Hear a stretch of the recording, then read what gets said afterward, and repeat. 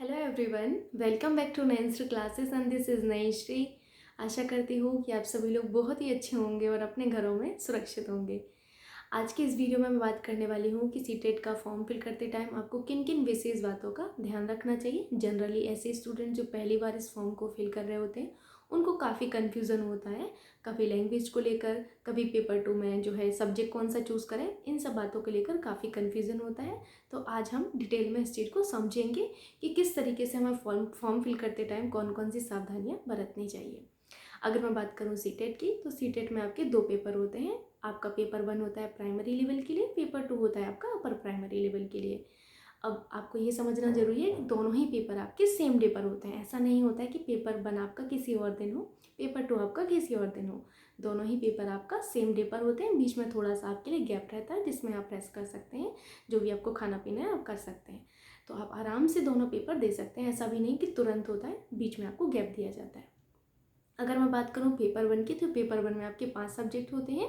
5 subject में आपका CDP आता है, EVS आता है, लैंग्वेज 1 और लैंग्वेज 2 होता है, और आपका एक और सब्जेक्ट होता है मैथमेटिक्स। ठीक है।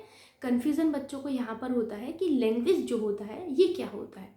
जब आप फॉर्म फिल करेंगे तो आपसे वहाँ पर पूछा जाता है कि आप कौन सा लैंग्वेज लेना चाहते हैं। अब लैंग्वेज का मतलब ये नहीं होता है कि आप पेपर किस मोड में देना चाहते हैं। क्योंकि अब CBT है तो आपको हिंदी और इंग्लिश दोनों में ही अवेलेबल मिलेगा। पहले भी देखिए दोनों ही लैंग्वेज में आता था आपका पेपर, जिसमें भी आप सुटेबल होते हैं आप उसमें कर सकते हैं।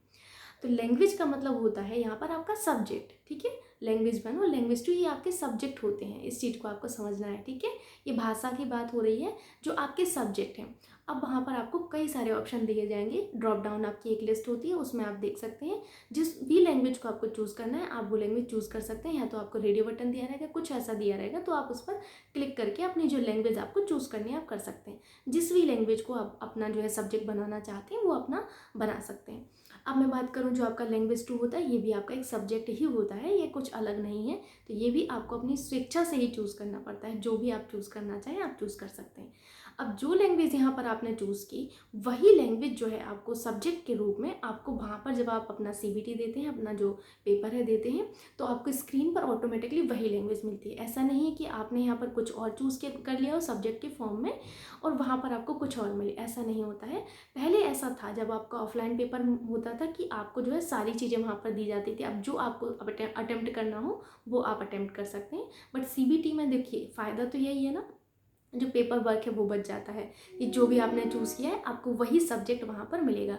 तो लैंग्वेज 1 लैंग्वेज 2 क्या है, ये आपके सब्जेक्ट होते हैं। बस आपको यही समझना था, जो कि आप अपनी स्वेच्छा से चूज़ कर सकते हैं। जब आप फॉर्म फिल करेंगे तो वहाँ पर आपको ऑप्शन दिया जाता है, आपसे पूछा जाता है।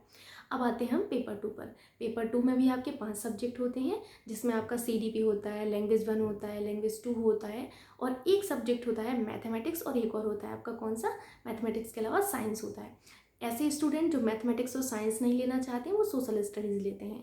तो आपके पास इन्हीं में चॉइस रहती है, मैथमेटिक्स और साइंस में, और किस में रहती है, सोशल स्टडीज़ में। यानी कि जो स्टूडेंट मैथमेटिक्स और साइंस नहीं लेना चाहते हैं वो सोशल स्टडीज़ ले सकते हैं, जो सोशल स्टडीज़ नहीं लेना चाहते वो मैथमेटिक्स और साइंस ले सकते हैं। तो यहाँ पर आपको चॉइस दी जाती है, आप जो भी लेना चाहें आप ले सकते हैं, जिसमें भी आप कंफर्टेबल हो, जो भी सब्जेक्ट आपका अच्छा हो आप वो ले सकते हैं। बाकी मैं एक चीज़ कहना चाहती हूँ कि दोनों ही पेपर आप जो है अच्छे से पढ़ाई करें। ऐसा कभी मत करना कि पेपर 2 आपने बिल्कुल भी नहीं पढ़ाई, क्योंकि पेपर 2 का जो मैं कहूँगी लेवल थोड़ा सा हाई रहता है। मैंने पिछली बार एग्ज़ाम दिया है तो मुझे आइडिया है कि पेपर 2 में जो है मैं कहूँगी कि जो क्वेश्चंस थे वो बहुत ही अच्छे लेवल के थे, एक अच्छा लेवल था। और सीटेट की परीक्षा से आप लोग जो हैं अभी परिचित हो ही जाएंगे आने वाले समय में, दिसंबर में। तो आप भी देखेंगे कि एक लेवल जो है सीटेट का बहुत ही अच्छा होता है। ऐसा नहीं होता है कि आप बिना पढ़े जाएंगे तो आपका क्वालिफाई हो जाएगा। So all the very best मेरी तरफ से। आशा करती हूँ कि ये वीडियो आपके लिए हेल्पफुल रहा होगा। यदि आपके लिए ये वीडियो हेल्पफुल होता है सो प्लीज़ वीडियो को लाइक करना, शेयर करना ना भूलिएगा। Thank you so much. अगर आप चैनल पर नए हैं और अगर आपको लगता है कि ये चैनल आपके लिए जो है एक ऐसा चैनल है जिससे आप प्रोडक्टिव हो सकते हैं, जिसको देखकर आपको जो है पढ़ने के लिए जो है कुछ रिसोर्सेज मिलते हैं, तो आप हमारे चैनल को सब्सक्राइब भी कर सकते हैं। Thank you.